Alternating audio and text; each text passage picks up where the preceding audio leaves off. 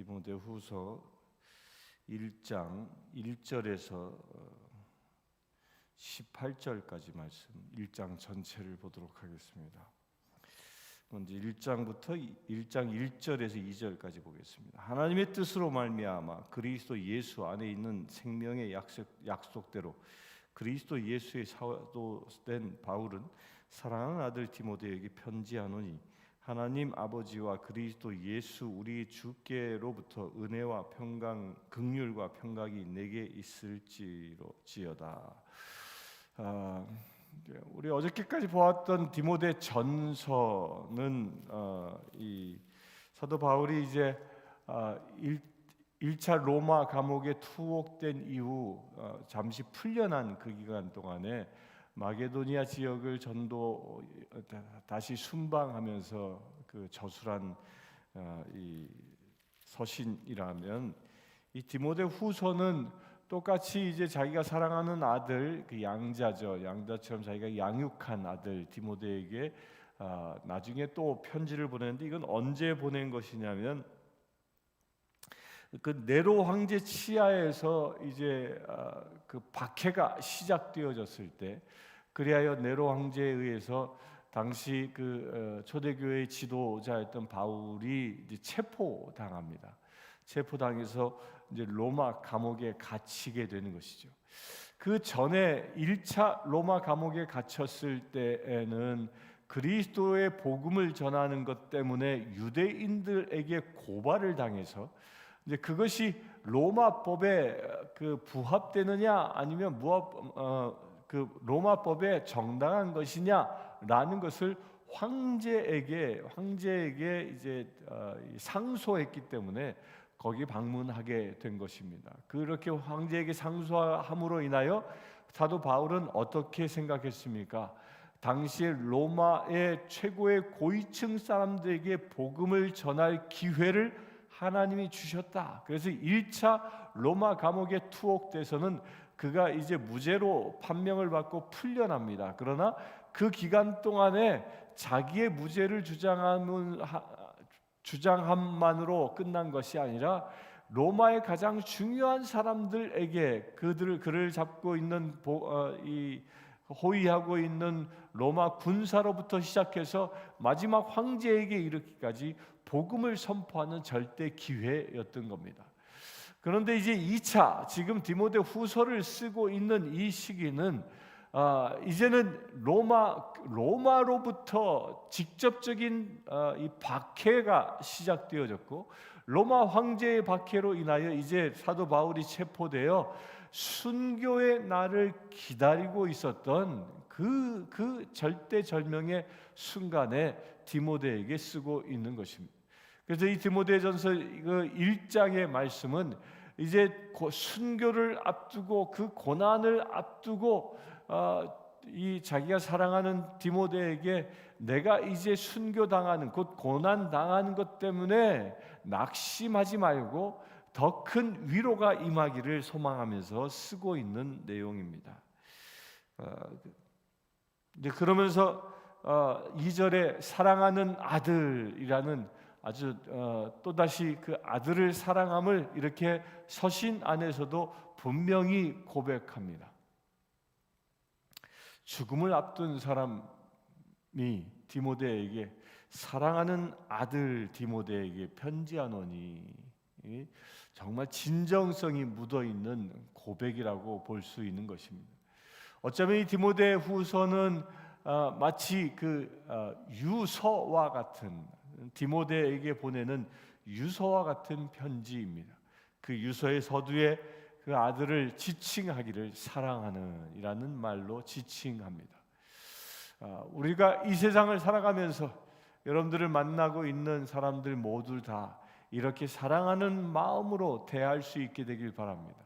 사도 바울은 순교를 앞두고 있었지만 자기와 복음의 동지를 맺은 함께 사역하는 모든 이들을 오히려 사랑으로 더 감싸주고 더 큰 사랑을 주려고 애썼던 사람이라는 것입니다.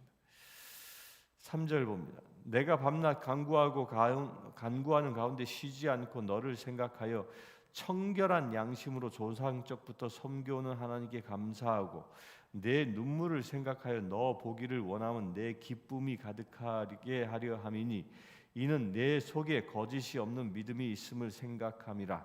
이 믿음은 먼저 내 외조모 로이스와 내 어머니 유니게 속에 있더니 내 속에도 있는 줄을 확신하노라. 그러니까 이 말씀을 통해서 우리가 알 수 있는 건 디모데는 이 모태 신앙으로 태어난 사람입니다. 어머니 유니게로부터 또 외조모 로이스, 루이게 다 유대인이었던 거죠. 그래서 유대인의 어머니가 유대인이었기 때문에 그 반쪽 유대인으로 태어납니다. 물론 아버지는 헬라인이었습니다. 그러나 그가 어머니로부터 신앙의 전통을 물려받았기 때문입니다. 그래서 그가 바른 신앙인으로 살아왔던 거예요. 어려서부터 말씀을 훈련받았던 것이죠. 이것은 지금 그 유대인들이 세계의 각 그 디아스포라로 흩어져 있는 유대인들이 이스라엘로 돌아갈 때 회개하려고 하면 이스라엘 정부에서 그들을 자기네 백성으로 맞아들입니다. 그런데 그 이스라엘 백성으로 인정하는 기준이 뭐냐면 그 사람의 어머니가 유대인인가가 중요한 기준점이라고 얘기합니다. 왜 그러냐? 어머니가 유대인이었다면 그 어머니로부터 태어나서부터 말씀으로 훈련받았다라는 것이 증명되기 때문입니다. 유대인들은 자기가 자식을 낳으면 젖을 물리는 그 순간부터 이 아이에게 창세기부터 말씀을 계속적으로 들려주면서 아이를 성장하게 만드는 것이죠. 그래서 만 13세쯤 되어지면 말씀 모세 오경을 거의 다 외울 정도로 외울 수 있도록 그렇게 어려서부터 말씀으로 양육하는 것입니다. 그래서 그들의 유대인의 전통이 지금까지도 2000년 동안 AD 70년에 로마에 의하여 그들은 다 흩어진 땅도 없는 나라도 없는 백성으로 전 세계에 흩어졌지만 그 어머니의 신앙 양육을 통해서 2000년이 지난 지금까지도 그 민족은 세상에서 사라지지 아니하고 오히려 0.1%인가요? 밖에 되지 않는 작은 전 세계 사람들 가운데 가장 적은 민족임에도 불구하고 지금 이 지구상에서 가장 큰 영향력을 행사하는 민족이 될 수 있었던 겁니다. 무엇을 통하여? 어머니가 그 어린 아이를 젖먹이부터 말씀으로 양육함으로 인하여 이것이 가능해진 것입니다. 그 디모데가 이렇게 성장한 것입니다. 우리 사랑하는 성도님들, 여러분들도 그렇게 할 수 있게 되길 바랍니다. 아직 자녀가 없습니까? 아니면 자녀가 다 컸습니까? 그렇다면 손주를 맡아 키우게 되어진다면 그렇게 보듬고 말씀으로 양육할 수 있게 되길 바랍니다.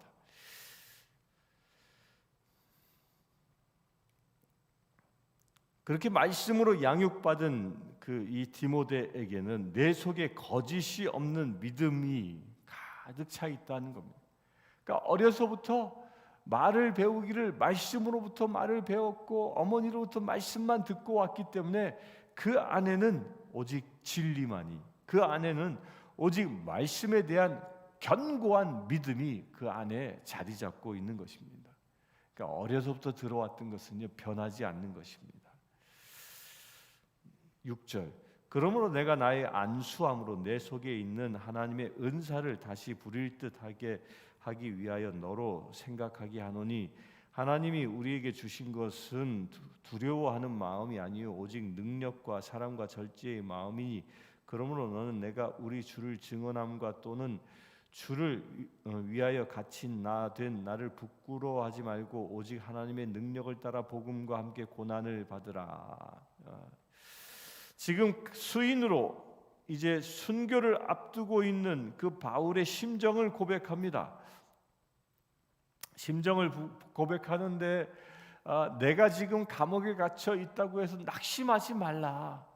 오히려 이제 내가 갇혀 있지만 나는 너를 위하여 기도하는데 너에게 더 하나님의 큰 불이 성령의 놀라운 은사들이 불일 듯 일어나기를 원한다라는 겁니다.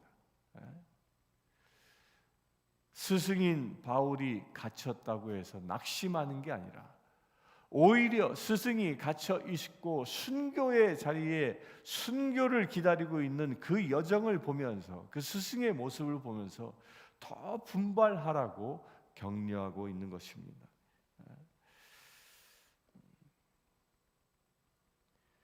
그래 두려워하는 마음을 다 떨쳐버리는 이 사도 바울의 담담한 심정을 여기서 고백합니다.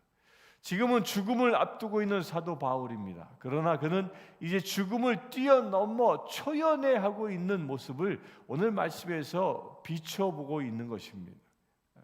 우리 그리스도인들은 복음에 대한 확신이 있으면 예수 그리스도 한 분이면 충분합니다라는 이 고백이 사도 바울처럼 우리 안에 있으면 내가 지금 내 앞에 죽음이 놓여 있다 할지라도 두려워하지 않는 것입니다. 내가 병으로 사형 선고를 받았어도 아니면 내가 세상의 핍박으로 내가 사형 선고를 받았어도 조금도 두려워하지 않을 수 있는 것입니다.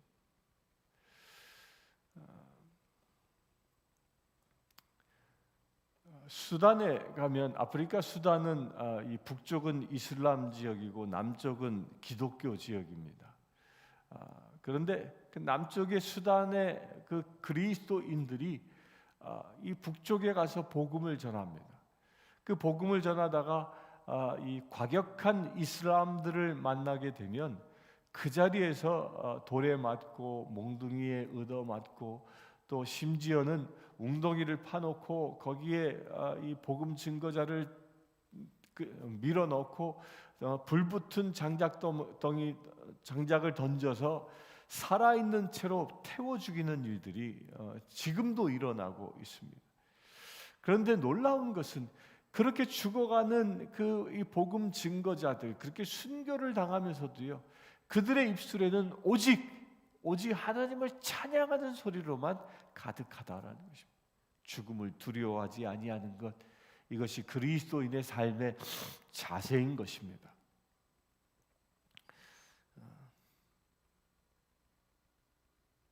그래 복음과 함께 고난을 받는 것에 대하여 조금도 두려워하지 않는 것.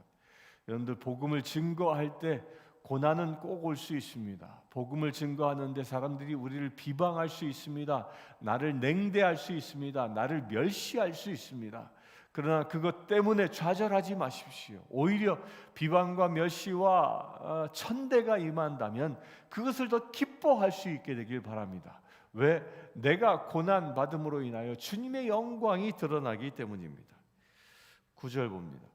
하나님이 우리를 구원하사 거룩하신 소명으로 부르심은 우리의 행위대로 하심이 아니요 오직 자기의 뜻과 영원 전부터 그리스도 예수 안에서 우리에게 주신 은혜대로 하심이라. 우리는 거룩한 소명을 받은 자다라는 겁니다. 이것은 오직 그리스도 예수 안에서 우리에게 주신 은혜로 인하여 우리는 소명받은 자, 곧 부르심을 받은 자입니다. 이것은 사도 바울과 디모데만이 아니라 이 시간 함께 예배하고 있는 여러분들 모두도 해당되어지는 것입니다. 우리는 하나님의 나라로부터 세상을 살아가고 있는 우리가 하나님의 나라로부터 부름받은 사람입니다. 그래야 이제 더 이상 우리는 세상에 속한 사람이 아니라 하늘에 속한 자로 부름받은 자, 이것이 바로 소명받은 자라는 것입니다. 그렇기 때문에 우리가 부름받은 소명받은 자이기 때문에 하나님의 부르심대로 살아가는 자로 택함받았다라는 겁니다. 소명받았다라는 것이 꼭 성직자로 기름 부음을 받았다라는 것만을 말하는 것이 아닙니다. 우리가 그리스도인이 되어졌다라는 것은 우리 모두가 다 하나님의 나라의 백성으로 부름, 곧 소명을 받은 것입니다. 그렇게 소명받은 자답게 살아가는 것이 그리스도인의 삶의 태도인 것입니다. 10절 이제는 우리 구주 그리스도 예수의 나타나심으로 말미암아 나타났으니 그는 사망을 패하시고 복음으로써 생명과 썩지 아니할 것을 드러내신지라. 이제 순교를 앞두고 있는 바울이 보고 있는 바입니다. 지금 육신의 생명은 저 단두대에서 목이 잘려 죽을 운명이지만 그 죽음으로 자기의 인생이 끝나는 것이 아니라 우리의 모든 사망을 패하신 예수 그리스도를 보게 되고, 사망을 패하시고 복음으로 생명과 썩지 않은 것을 드러내 곧 다시 부활할 그 부활의 소망을 지금 사도 바울이 보고 있는 것입니다. 우리도 그런 눈을 가질 수 있게 되길 바랍니다. 우리의 죽음의 너머에 있을 그 영원한 생명, 그 부활의 생명을 볼 수 있게 되길 바랍니다. 그 부활의 생명을 본다면 죽음은 두렵지 않은 것입니다. 11절, 내가 이 복음을 위하여 선포자와 사도와 교사로 세우심을 입었노라. 이로 말미암아 내가 또 이 고난을 받되 부끄러워하지 아니함은 내가 믿는 자를 내가 알고 또한 내가 의탁한 것을 그날까지 그가 능히 지키실 줄을 확신함이라. 너는 그리스도 예수 안에 있는 믿음과 사랑으로서 내게 들은 바 바른 말을 본받아 지키고 우리 안에 거하시는 성령으로 말미암아 내게 부탁한 아름다운 것을 지키라. 사도 바울이 고난을 부끄러워하지 아니하고 능히 지켜나갈 것을 확신하면서 이 디모데에게 또다시 권고하는 것이 13절과 14절에 바른 말을 본받아 지키고 들은 바, 그 바울로부터 이 전수받은 교육받은 말씀을 그대로 지키고, 말씀을 지키고 또한 14절에 우리 안에 거하시는 성령으로 말미암아 부탁한 아름다운 것을 지키라. 또다시 사도 바울은 말씀과 성령을 동시에 강조하고 있습니다. 말씀을 지키고 성령으로 말미암아 아름다운 것을 행할 수 있는 능력을 받으라는 것입니다. 이것이 신앙생활의 양 수레바퀴와 같은 것이라고 제가 누누이 말씀드립니다. 말씀만 받아서는요, 수레는 올바로 갈 수 없습니다. 축이 작은 바퀴를 중심으로 빙글빙글 돌 수밖에 없는 것이 양축입니다. 그러나 이 양축의 바퀴가 똑같은 크기를 가지고 있으면 수레는 그 수레를 끄는 사람이 원하는 대로 갈 수 있는 것이죠. 이것이 우리의 삶의 자세인 것입니다. 말씀으로 성령으로 두 축이 잘 구비되어져 있을 때 하나님이 원하시는 대로 우리의 삶이 이끌려갈 수 있는 것입니다. 두 가지 모두 다 사모할 수 있게 되길 바랍니다. 한 손엔 말씀을 들고 한 손으로는 기도하며 하나님을 찬양함으로 인하여 성령의 능력을 크게 받을 수 있는 저와 여러분들 되길 바랍니다. 15절부터 18절 봅니다. 아시아에 있는 모든 사람이 나를 버린 일을 내가 아나니 그 중에는 부겔로와 허모게네도 있느니라. 원하건대 주께서 오네시보로의 집에 긍휼을 베푸시옵소서. 그가 나를 자주 격려해주고 내가 사슬에 매인 것을 부끄러워하지 아니하고 로마에 있을 때 나를 부지런히 찾아와 만났음이라. 원하건대 주께서 그로 하여금 그날에 주의 긍휼을 입게 하여 주소서. 또 그가 에베소에서 많이 봉사한 것을 내가 잘 아느니라. 1절을 마감하면서 이 두 부류의 사람이 나옵니다. 부겔로와 허모게노. 누구인지 정확히 성경엔 기록되어 있지 않습니다. 여기에서 말씀 이름만 탁 나오는데 그에 대하여 뭐라고 설명했습니까? 나를 버린 사람이라고 얘기합니다.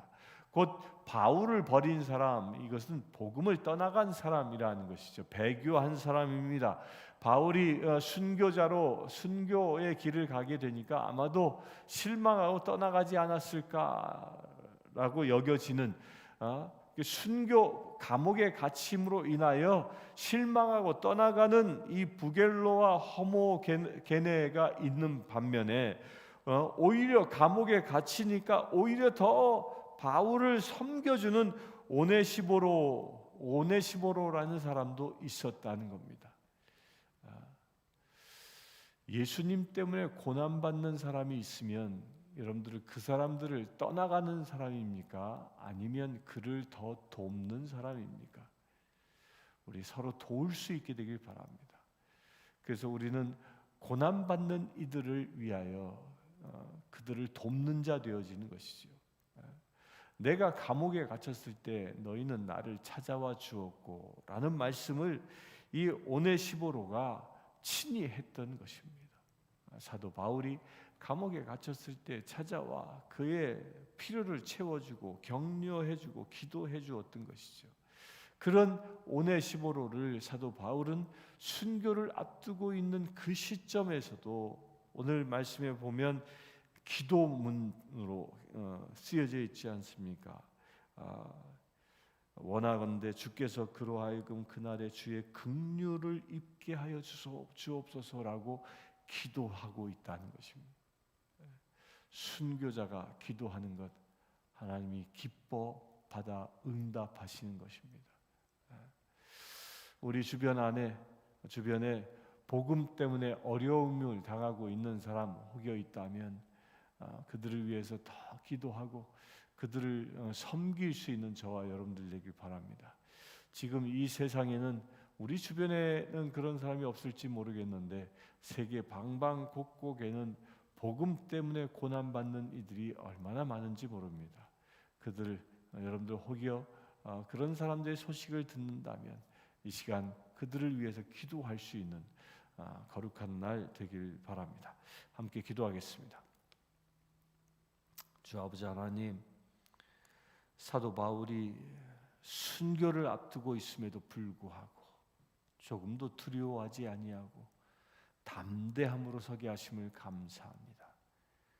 또한 디모데에게 권고하듯이 말씀과 성령으로 무장하라 말씀하셨사오니 우리가 모두 오늘 하루를 살아가며 말씀과 성령으로 무장하는 거룩한 지혜 되길 원합니다. 또한 아버지 하나님, 우리가 오네시모로처럼 사도 바울을 감옥에 찾아간 그 오네시모로처럼 갇힌 자를 찾아가 묶인 자를 찾아가 그들에게 위로와 격려를 줄 수 있는 우리 믿음의 지혜 되길 원합니다. 아버지 하나님, 간구하건대 우리의 영의 눈을 열어주셔서 영적으로 묶여있는 심령들을 찾아가 그들에게 복음을 선포하신 우리 되게 하시고 또한 세계 방방곡곡에 복음 때문에 묶여있는 선교사들, 복음 때문에 고난받고 있는 그들을 위하여 기도할 수 있는 오늘 하루 되게 하여 주시옵소서. 우리 주 예수 그리스도의 이름으로 기도드리옵나이다. 아멘. 지금 우리 주 예수 그리스도의 은혜와 하나님의 크신 사랑과 성령님의 감화 감동 교통 치유하심이 이 시간 예배하는 주의 사랑하는 모든 지체들 위해 지금부터 영원토록 함께하여 하실지어다. 아멘.